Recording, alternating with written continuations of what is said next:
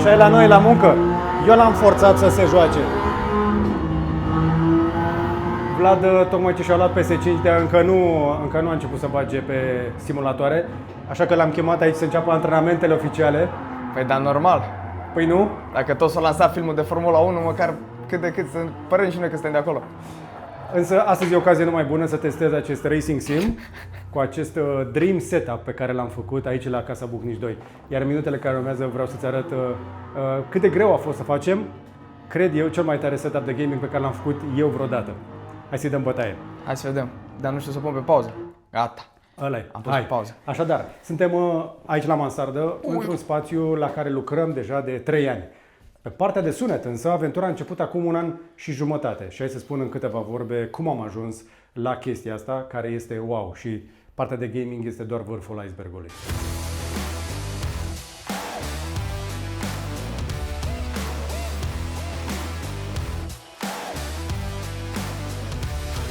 În momentul ăsta poți să vezi rezultatul muncii mele din ultimul an și jumătate, pentru că pe televizor, pe receiver și pe televizor am Dolby Atmos cu Dolby Vision.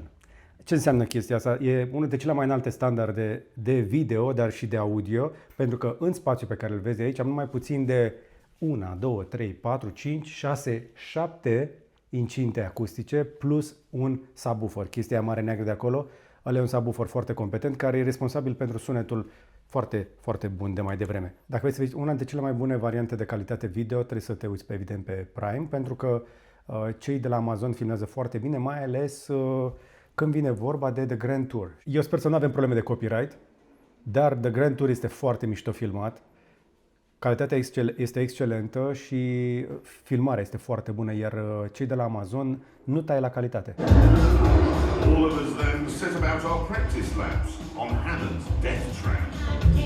10 days or Nu vreau să vă arăt mai mult pentru că nu vreau să avem probleme de copyright. Însă, atunci când sting și luminile, acesta este unul dintre cele mai tari home cinema-uri în care am fost vreodată și l-am făcut eu. Dar nu este doar meritul meu, pentru că l-am făcut împreună cu profesioniști, așa că trebuie să intrăm un pic în mașina timpului și să mergem înapoi 1 an și jumătate, atunci când încă eram în șantier și lucram cu cei de la Vestor pentru a pregăti partea de cablare. Ne auziți vorbind foarte des aici, de la Casa Bucnici 2, despre case bune și vă tot încurajăm aici pe YouTube să faceți case bune. Dar de ce facem case bune?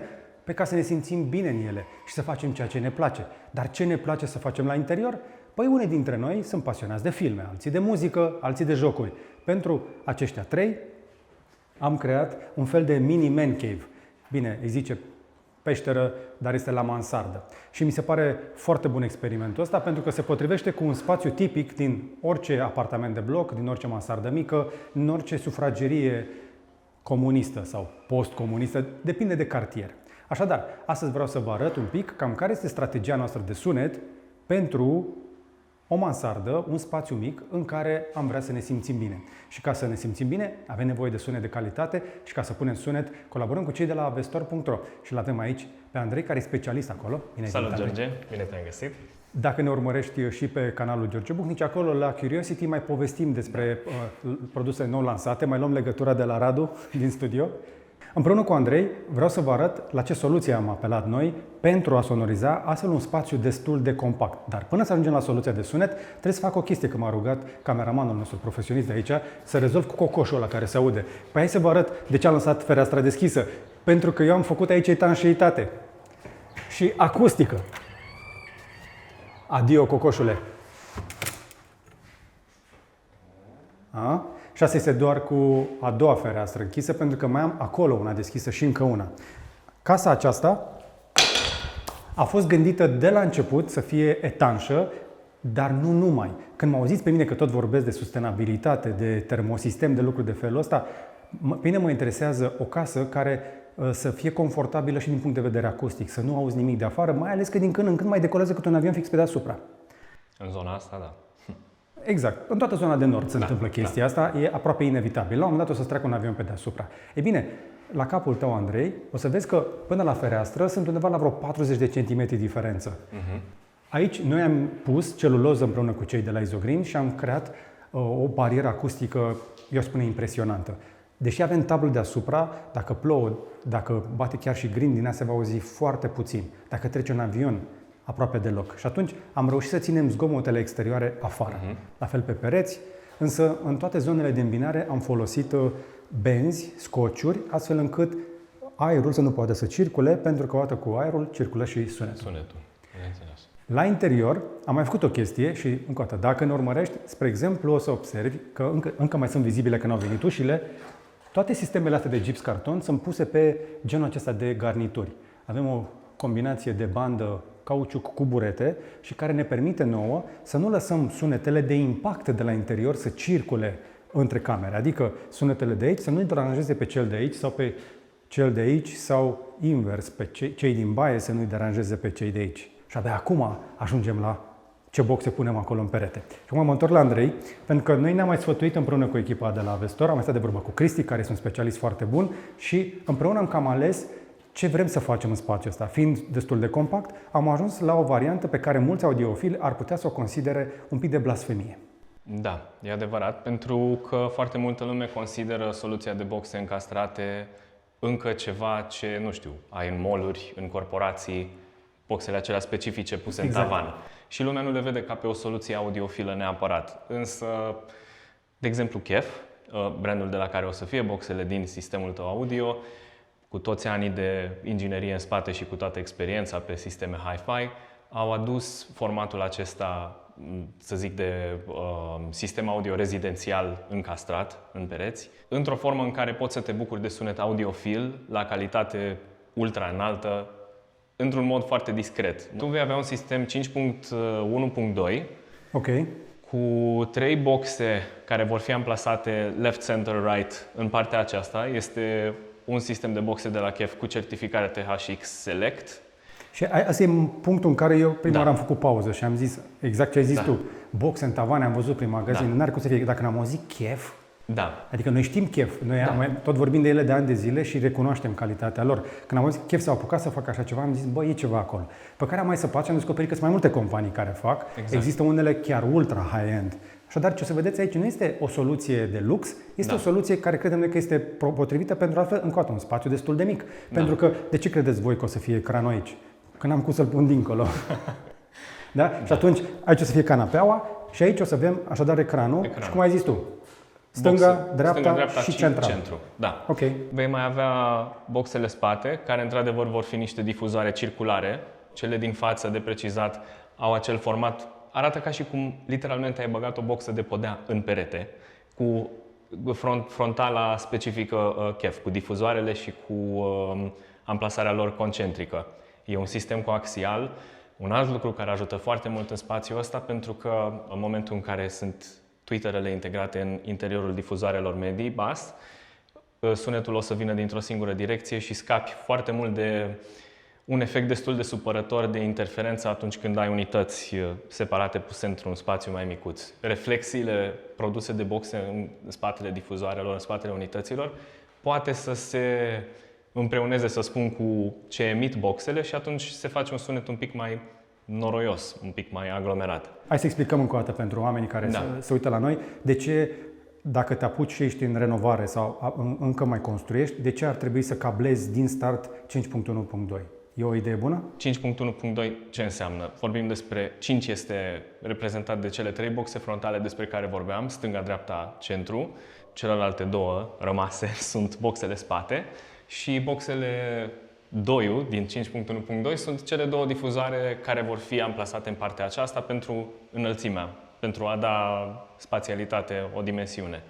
Și acest sistem este foarte bine să fie cablat înainte sau atunci când ești în fază de renovare, pentru că, fiind și un sistem integrat în perete, e mai bine ca totul să fie gândit anterior, să nu se vadă firele. Exact, să nu se vadă firele și să nu faci un deranj foarte mare într-un moment în care nu este nevoie de el. Adică totul e în regulă. Ar fi mult mai costisitor. De fapt, pe mulți dintre noi asta ne oprește să ne upgradăm sistemele de sunet, faptul că va trebui să tragi cabluri. Și mulți dintre noi zicem către sisteme wireless, care, oricât de mult s-ar strădui, n-au cum să bată un sistem cablat, cel puțin știm noi o variantă, să zicem așa, cost-effective, care să bată un sistem cablat. Așadar, ne concentrăm pe un sistem cablat, am tras cablurile de la început. Cabluri audio de bună calitate care să ducă puterea necesară din cupru, simplu.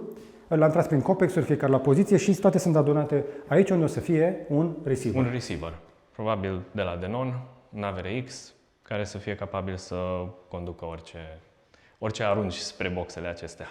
Simplu. Așadar, nu suntem într-o zonă de ultra high fidelity, nu facem neapărat audiofilie aici, încercăm efectiv să creăm un sistem discret care să oferă o calitate foarte, foarte bună pentru filme, muzică și entertainment în general. Până să trecem efectiv la montaj, pentru că noi suntem într-o etapă anterioară, am vrut să aduc specialistul aici să verifice că am făcut totul este tras corect și acum urmează o bucată importantă, partea în care vom bubui, vom tăia în pereți. Da. Am vrut inițial să fac asta din construcție, dar după aia mi-am dat seama că mai bine vine efectiv și decupez ulterior, pentru că formele acelea de decupare furnizate de chef sunt foarte simple. Da. Adică, cum se procedează pentru a face efectiv partea de încastrare? Cablurile pe care le vedeți, ele sunt acum la vedere, dar vor fi ascunse și ele în spatele boxelor. Ce e important de știut este că se furnizează niște cut-out-uri pentru difuzoarele care vor fi folosite în acest sistem, pe baza cărora... Adică niște șabloane. Niște șabloane, da, okay. Corect. Pe baza cărora oamenii care vor lucra aici și vor face tâmplăria le pot folosi, ai dimensiunile reale ale difuzoarelor și adâncimea lor și le pot folosi ca șablon pentru a-ți pregăti decupajele necesare în tăblie. Pont, va fi foarte greu să faci chestia asta în zidărie. Dar dacă lucrezi cu gips carton și se întâmplă în tot mai multe locuri, e bine să ai de vorbă cu meșterii tăi de la început, ca în cazul în care tragi cablul cum am făcut eu, în spatele lor să nu fie stâlpi, să nu fie elemente structurale care să spună probleme. În cazul nostru, noi ne-am luat măsurile astea de prevedere și știm clar că efectiv ne ducem în astfel de locuri, venim și tăiem cu flexul, da. Decupăm și în spate vom face tăieturile pe dimensiuni și în spate avem și adâncimea necesară, iar în spate aici, spre exemplu, aici am vată bazaltică. 95. 95. Și exact ca în orice șantier, mansarda este cea mai complicată și îți mănâncă cel mai mult timp. În living lucrurile sunt mult mai simple. Da, e adevărat. În special într-un loc în care ai un pic mai mult spațiu, spre deosebire de cum era în mansardă. Și din nou, un lucru pozitiv și foarte fain în ideea de a-ți face cablajele în faza de proiectare sau în faza de construcție, pentru că ulterior, după ce tu ai deja toate cablurile trase și totul e la locul lui, e foarte, foarte simplu să faci schimbări de-a lungul timpului. Poți să începi cu un sistem audio, cum ar fi, nu știu, unul de la Q Acoustics, care să pornească poate pentru un surround, pentru un 5.1 de la un 2000 de euro cu tot cu receiver. Okay. Și să te duci în sus cu costurile până la Bowers & Wilkins cu un sistem full surround acasă care să ducă până la dublarea valorii casei. Nu știu dacă chiar ții neapărat. Adevărul este că atunci când faci o astfel de investiție, cred că un Q Acoustics sună foarte scump la sfârșit, dar după o perioadă de timp și îți mai revii un pic, îți trece depresia, stresul post-șantier, post-traumatic, sindromul post-traumatic post-șantier, post-șantier stress disorder, am putea să spunem PSSD. După ce trece chestia asta și te obișnuiești cu spațiul, o să începi după aceea să te uiți la lucruri un pic mai complexe.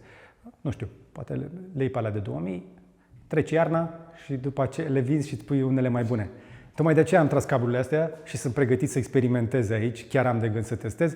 Am prieten la Avestor, cu un pic de insistență, așa, cu hai să vedem cum merge, poate le mai ducem și le încercăm pe aici. Poate faci și niște demo-uri în spațiu, da. Exact. Și spațiul aici îți permite oricum să folosești niște soluții care nu sunt încastrabile, de exemplu VicuBoxe de podea, aparente, fizic.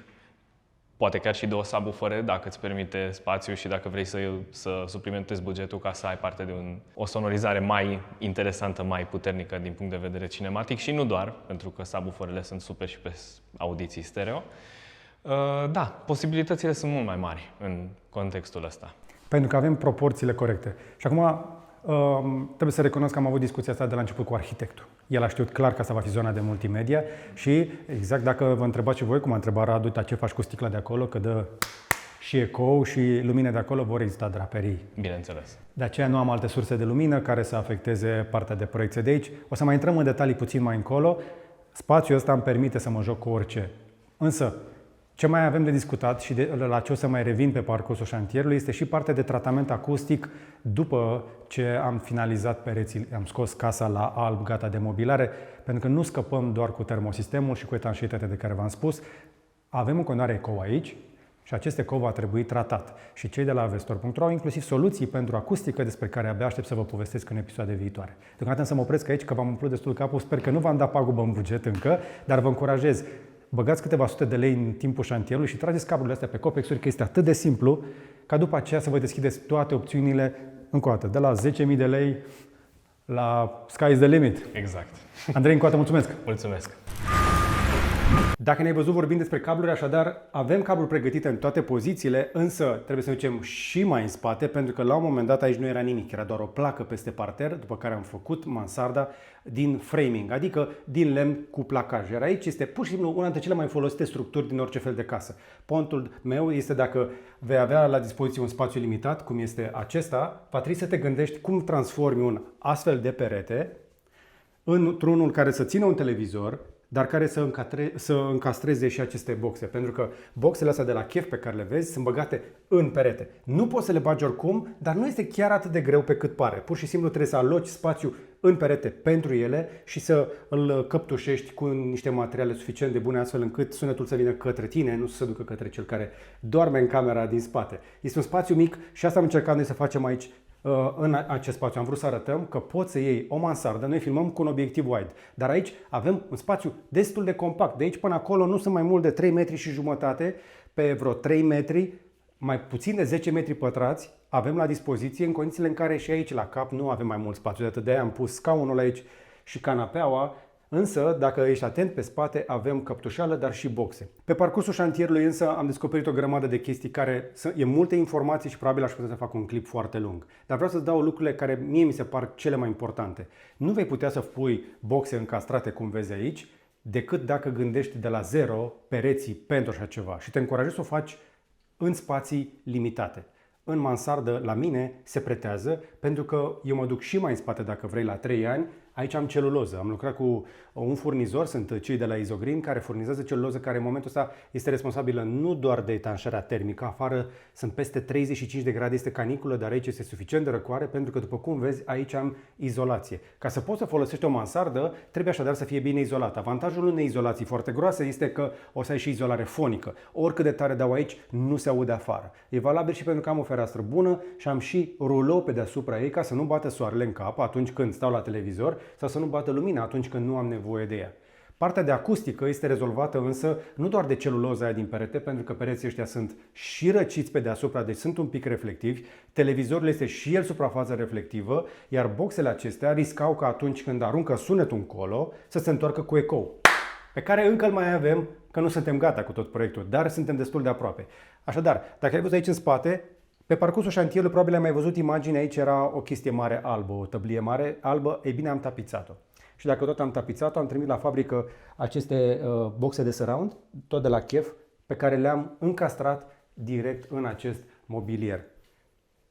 Ăsta este avantajul boxelor încastrate. De aceea am lucrat cu cei de la Vestor care mi-au recomandat acest sistem. Nu suntem fani în mod normal de boxe încastrate, dar astea de la Chef chiar sunt foarte bune pentru că sunt recomandate de specialiști și chiar am testat și da, se aud bine. Și le-am încastrat și acolo și le-am încastrat și aici și am încastrat și boxa frontală, care este la mustață băgată sub televizor, pentru că sub ea o să vină comoda la care lucrăm în momentul ăsta. Toate chestiile astea, însă, încă o dată, multe din ele sunt suprafețe reflective. Când vom fi 100% gata, pe lângă canapeaua asta, care este o suprafață absorbantă, aici o să mai apară un covor care să mai preia din partea de ecou și trebuie să mai punem ceva probabil și pe peretele ăsta, dar și pe peretele opus, acolo. Și peretele acela se comportă ca o suprafață reflectivă care va întoarce zgomotul, că dacă, uite, vezi, ăsta este cel mai simplu experiment. L-auzi că se duce și se întoarce. Eu trebuie să fac cumva sunetul să se oprească atunci când se duce încolo. Dincolo nu se întoarce. Ce vine dinspre televizor, din boxele frontale, se va opri, se va atenua în canapea, în scaunul ăsta, atât cât e el, dar mai ales în tăblia de acolo, și pe laterale trebuie să fac ceva și un covor aici. Am nevoie de minimum 30% suprafețe absorbante, astfel încât spațiul acesta să se audă bine. De ce trebuie să audă tot spațiul bine? Pentru că nu e vorba doar de cum aud eu de acolo, Acolo este locul cel mai important, dar mai am surse de sunet inclusiv pe partea de sus. Sistemul acesta de la Chef vine și cu acești sateliți. Am avut un pic de bătaie de cap pentru instalarea lor. În mod normal, aceștia se pun direct pe perete. Noi am alternat în poziția asta și se aud și mai bine așa, pentru că sunetul o să bată direct către cei care stau acolo. Și trebuie să spun că în timpul Squid Game se aude, spre exemplu, la un moment dat, se aud vocile care circulă dintr-o boxă în alta. Trebuie să apreciezi creatorii, regizorii, dar mai ales echipa de post-producție. Am fost în București, spre exemplu, într-un studio unde se face post-procesare de Dolby Atmos pentru filme și sunt niște studiouri spectaculoase. Se muncește enorm de mult. Doar sound design-ul este o chestie foarte specială și destul de costisitoare pentru că nu se filmează cu Dolby Atmos, se creează acel sunet Dolby Atmos.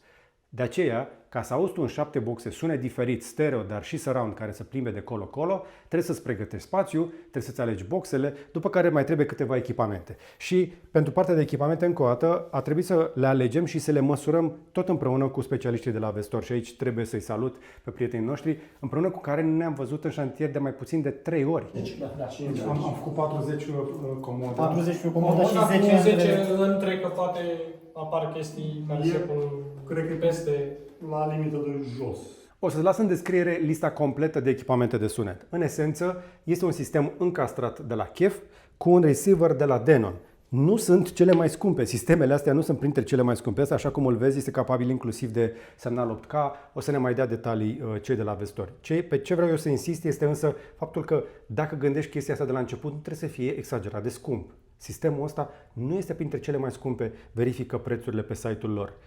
Și am mai făcut o economie importantă. Dacă te uiți la tot spațiul ăsta, o să-ți se pară că arată de lux. E bine, da, am obținut un efect wow, dar televizorul ăsta nu este nici pe departe unul foarte scump. Aici am făcut cea mai mare economie, pentru că am luat un televizor de aproape 2 metri. Uite, am aici dimensiunile exacte. Televizorul ăsta este, fii atent, 1890 pe 1089 pe 45 de milimetri. Bine, e mai gros cu tot sistemul de prindere.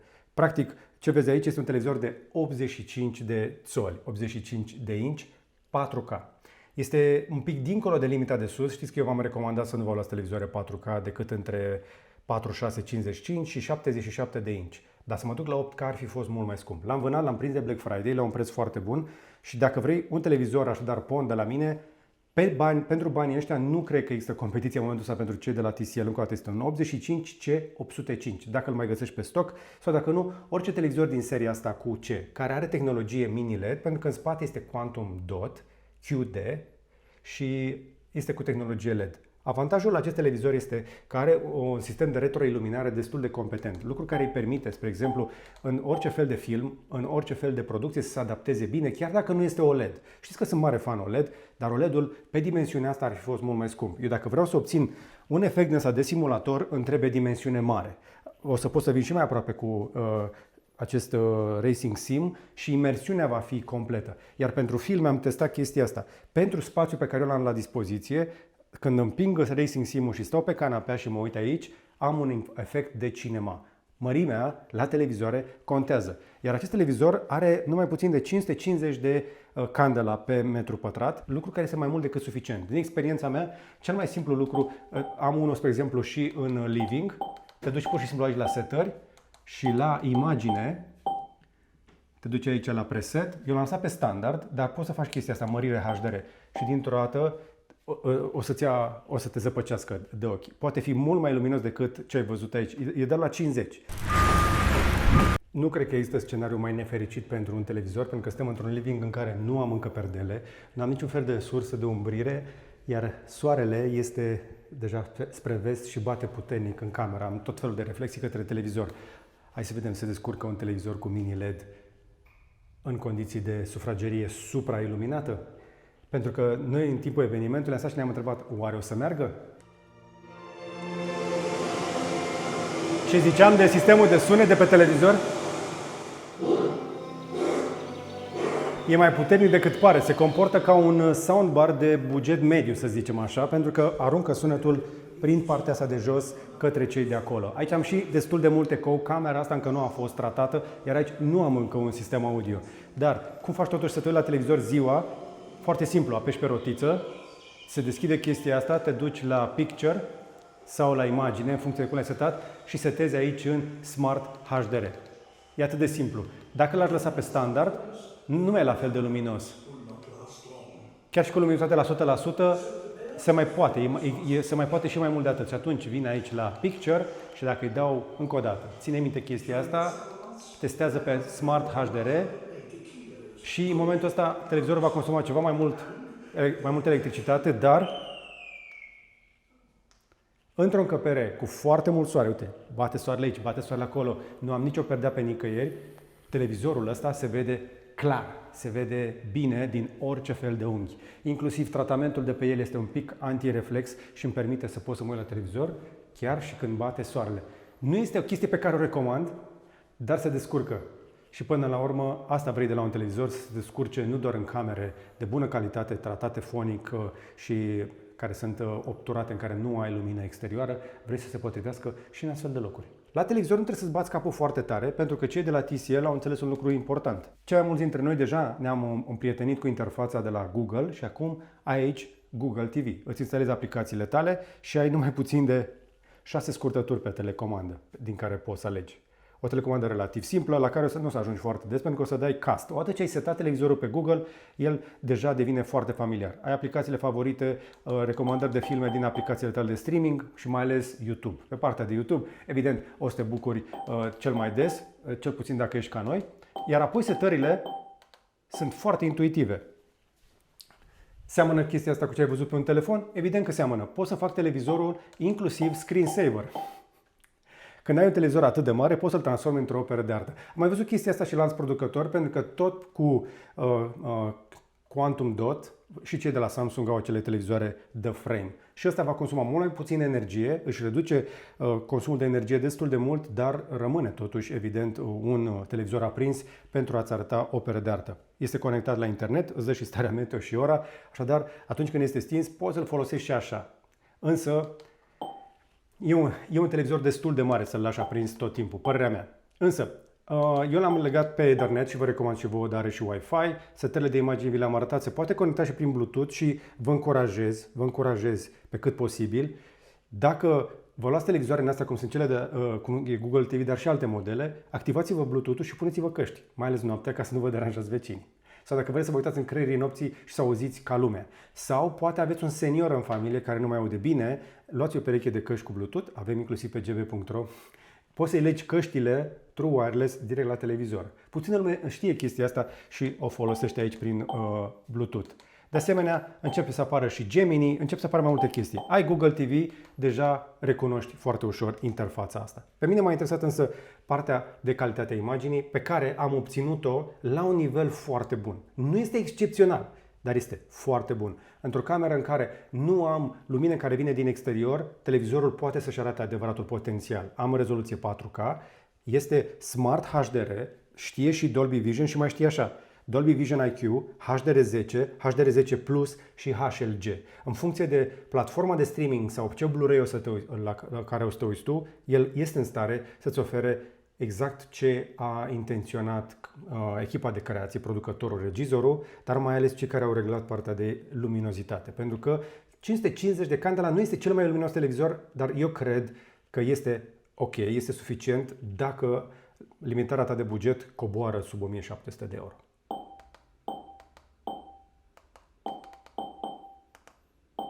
Asemenea, între chestiile tare, televizorul ăsta îți permite să conectezi ori un telefon, ori 4 telefoane în același timp pe ecranul ăsta mare. Cam asta înseamnă să-ți legi mai device-ul și la fel funcționează cu orice fel de device, cu iOS, inclusiv cu iPad, cu iPhone sau cu un Android. Ce m-a plăcut mie să este fix chestia asta, faptul că cu un pic de efort, nu doar AirPlay, poți să-ți legi și pe mai multe surse, poți să vezi semnal de pe cablu, dar cu acest Multivision poți să ai televizor și telefon în același timp, sursă de televizor și 3 telefoane sau 4 telefoane în același timp. Așadar, procesorul și calculatorul din creierul acestui televizor este mai mult decât competent. Apropo, tot de aici am filmat zilele trecute chestia asta. Televizorul fiind Google TV, suportă inclusiv aplicații și mi-am pus Ines Live. Fără să am cablu, acum am cablu pe televizor.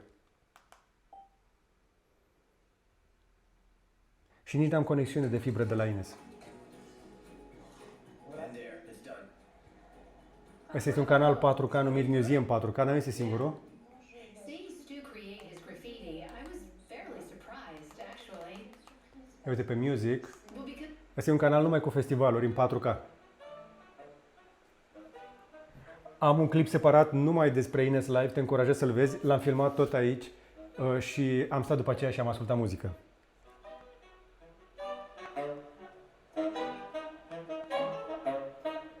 Dacă ești pe jazz. Deci, am inclusiv clipuri de pe YouTube în HLG, dar și în HDR10 și am și Dolby Vision. Și televizorul le recunoaște automat. Iar când o să comut acum sursa înapoi pe PlayStation, uite știu cât de luminos se vede.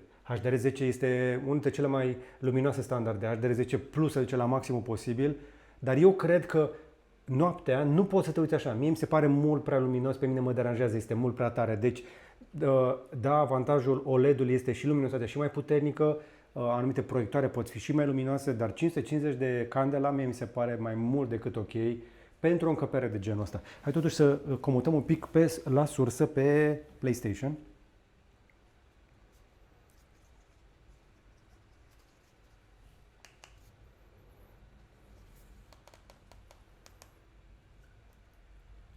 PlayStation 5 și uite, vezi, imediat comută și mi-arată aici. Trece automat pe gaming, rezoluție 4K și 60 de Hz. Mi-arată de fiecare dată televizorul când comută sursele și tocmai de aceea și experiența de joc este foarte bună pentru că televizorul se adaptează automat și toată chestia asta merge împreună cu acest receiver. Am observat o chestie la televizorul ăsta. Are un AI destul de agresiv pe sursele de o calitate, să zicem, un pic mai slabă. Sursa mea de aici nu este la calitate HD, dar nu este în niciun caz 4K. Ei bine, îi face upscaling. Uite, vezi textul? Liniile sunt foarte precise. Procesorul de pe televizor recunoaște că ăsta este un font și îl îmbunătățește, îi face o optimizare cu AI. Vezi că se vede clar diferența. Dacă te uiți dincoace pe imaginea filmată, imaginea video este un pic upscalată. Uite, vezi, zonele astea, liniile astea sunt făcute mai sharp, dar aici se vede clar că nu este foarte, foarte clară imaginea, pentru că la sursă ea nu a fost filmată la cea mai înaltă calitate și nu se face streaming-ul la cea mai mare calitate. Uite, inclusiv la fețele oamenilor și chestiile de genul ăsta, dar acolo unde vezi fonturi, vezi cifre, vezi linii drepte, procesorul, uite, inclusiv firele de păr, vezi? Televizorul încearcă să facă upscaling și chiar îi reușește. De aici de aproape vezi upscaling-ul. De pe canapea pare dintr-o dată că filmarea se apropie de 4K. Deci upscaling-ul ăla în 4K în 2025, cam asta înseamnă, da? Nu te lăsa păcălit de reclamă, este bun, dar nu rezolvă toată problema. Uite, de pe canapea chestia asta arată 4K pentru că este upscalat la 4K, pentru că un font, o literă, C-ul ăsta va arăta întotdeauna și așa, și pe rezoluție mică, dar și pe rezoluție mare. Efectiv îi faci liniile corecte și l-ai expus corect și atunci se vede foarte, foarte clar. Dar când vezi fața cuiva, acolo începe să apară prima diferență, pentru că ar să-i facă foarte mult beautify procesorul sau ar trebui să știe cum arată în realitate ca să-i îmbunătățească imaginea. E cumva ca în faza aia cu Luna de pe telefoane. Ții minte când se lăudau cei de la Huawei că făceau poze cu Luna? E aceeași chestie pe televizoare. Televizoarele astea știu cum arată un B, știu cum arată un H, știu cum arată în general chestiile astea și atunci pot îmbunătăți sursele astea astfel încât să le facă upscaling, adică să le înlocuiască cu ceva ce au în memorie, pentru că au milioane și milioane de elemente pe care le au un procesor în memorie pe care le pot face upscaling. De-aia, mai ales pentru partea de știri, eu cred că va fi o chestie folositoare. Canalele de știri nu au întotdeauna cea mai bună calitate a imaginii. Cei de la Euronews filmează destul de bine și au o transmisie bună, dar nu întotdeauna, nu pe toate sursele. Iar eu aici mă uit la televizor, încă o dată, nu mă uit pe cablu. Eu mă uit pe o sursă de pe internet printr-o aplicație instalată pe acest Google TV și reușesc să am o experiență bună pe un televizor mare. Cu cât e televizorul mai mare, cu atât upscaling-ul devine mai important, pentru că dacă sursa e proastă, și hai să schimbăm pe o altă televiziune de la noi. Uite cât de prost se vede o televiziune care emite în mod normal în SD, în Standard Definition. Asta, spre exemplu, asta e HD, vezi? Deja îi face upscaling, te uite la fața prezentatoare, arată de mult beautify încât nu se mai vede clar. Hai să mai găsim un canal. Uite, ăsta este un canal, iar cu o rezoluție mai proastă, o filmare mai veche. Nu poți să iei un semnal 144p și să-l aduci la 2160p, dar ăsta e maximul care s-a putut. Eu n-am avut nici măcar chestia asta în copilărie, era alb-negru. O chestie importantă însă despre televizor este că acest mini LED este și ușor de cărat. A fost manipulat cu doar 2 oameni. Tot televizorul nu are mai mult de 40 de kilograme. Așadar, poate fi ușor prins, iar în cazul nostru este prins cu un sistem, iarăși destul de accesibil, se numește Sonorous, îl găsești pe avestor.ro. Este pur și simplu o bară metalică prinsă pe perete, dar noi ne-am asigurat deja că știam unde sunt stâlpii și am prins direct acolo. În teorie, dacă gipscartonul tău este pus ca lumea și este bine prins pe CD-uri, că noi avem și CD-uri pe aici și structură de lemn, poți să prinzi televizorul ăsta inclusiv pe structură de CD-uri dacă este pusă bine. Pentru că ai putea să faci prinderea în 4 puncte și fiecare șurub ar putea să țină sub 15 kg în cazul ăsta. Eu am văzut plăci de gipscarton care se pot duce la peste 100 de kg prindere într-un punct, cele ramforsate cu fibre. Intru deja în detalii mai multe tehnice pentru cei care chiar se gândesc dacă poți să prinzi așa ceva și pe gipscarton. În spatele plăcii de gipscarton trebuie neapărat să ajungi într-un stâlp, da? Într-un CD, dar pe cât posibil recomand să ajungi cu un televizor pe perete. Nu știam de la început însă că va fi televizorul ăsta. Știam că vreau un televizor mare și l-am vânat pe ăsta de Black Friday. Dar aici pot să adaug oricând, să-l schimb și pe ăsta dacă vreau să fac un upgrade la un moment dat. Cine știe, poate câștig la 6 din 49 dacă aș și juca într-o zi. Știi cum e bancul ăla, nu? Că dacă vrei să câștigi, trebuie să și participi, dar eu nu joc la loto. Și atunci, când o să vreau să schimb televizorul, cu suportul îl dau jos, să-l pun și voi lega altul. De aceea e important așadar, recapitulez, să gândești spațiul de la început. Să lucrezi cu un specialist sau măcar tu să te documentezi ca să înțelegi ce înseamnă acustică, să înțelegi de unde vine sunetul, cum ne-au spus specialiștii pe care ai văzut aici, să-ți faci cablajele unde trebuie, să bugetezi totul și să fii atent la detalii. Unul dintre detaliile la care țin în mod special este membrana pe care am pus-o în spatele acestor boxe. Deși arată așa frumos drept acum, în spate este pur și simplu o chestie decupată în vată, am pus și vată cu protecție fonică în spate, ca atunci când am introdus această box aici, să nu circule sunetul decât acolo unde vreau eu, adică încoace. Iar spațiul acesta este tratat corect, astfel încât să mă pot bucura eu de sunet, dar nu și cei din exterior. De aceea, dacă construiești, învață cât poți de mult din experiențele altora. Sunt o grămadă de clipuri pe YouTube din care poți să mai afli lucruri suplimentare și apoi bugetează corect, dar cred eu că inclusiv cu un buget, cred eu, destul de prietenos pentru zilele noastre, poți să obții un gaming room și un cinema room destul de competent. În anumite cazuri s-ar putea canapelele să fie mai scumpe decât sistemele astea audio pe care ți le-am arătat astăzi. Am văzut canapele foarte scumpe, tocmai de aceea nu am luat încă. Însă, cam astea sunt impresiile mele despre aceste gadgeturi, aceste device-uri, care, încă o dată, niciunul dintre ele nu este de ultimă oră.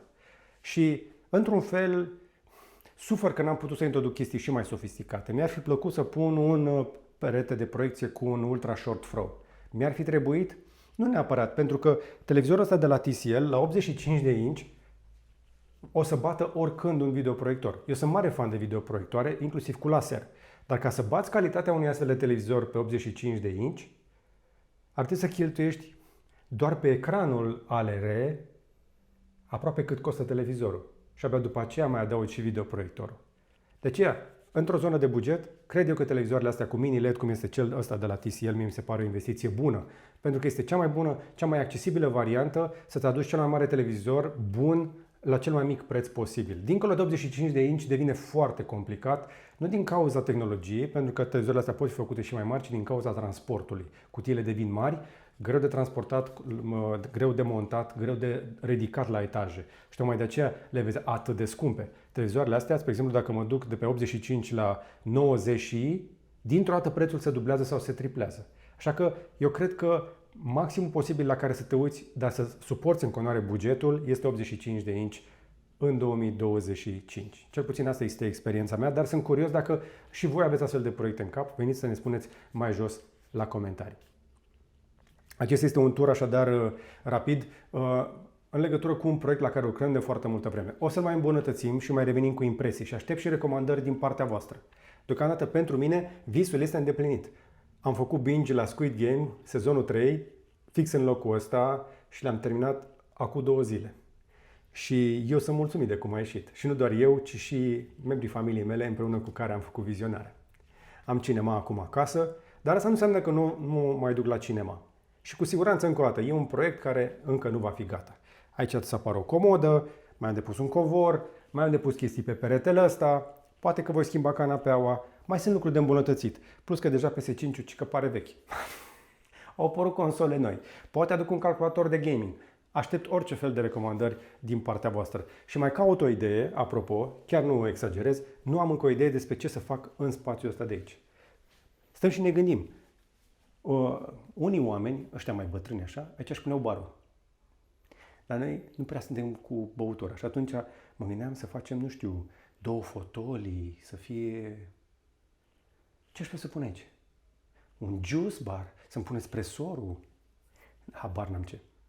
Dar acesta este un spațiu care mie îmi place foarte tare și, încă o dată, nu este chiar atât de mare pe cât pare. Am scos maximul posibil dintr-un spațiu mic și sper că experiența mea să-ți fie de folos. Cam atât însă despre camera asta.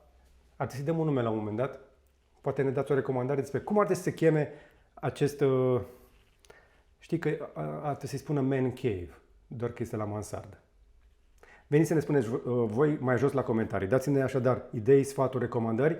Dați-ne un like dacă v-a plăcut, un share să vadă și prietenii și un subscribe dacă nu ați făcut-o deja. Și până data viitoare să vă fie numai bine.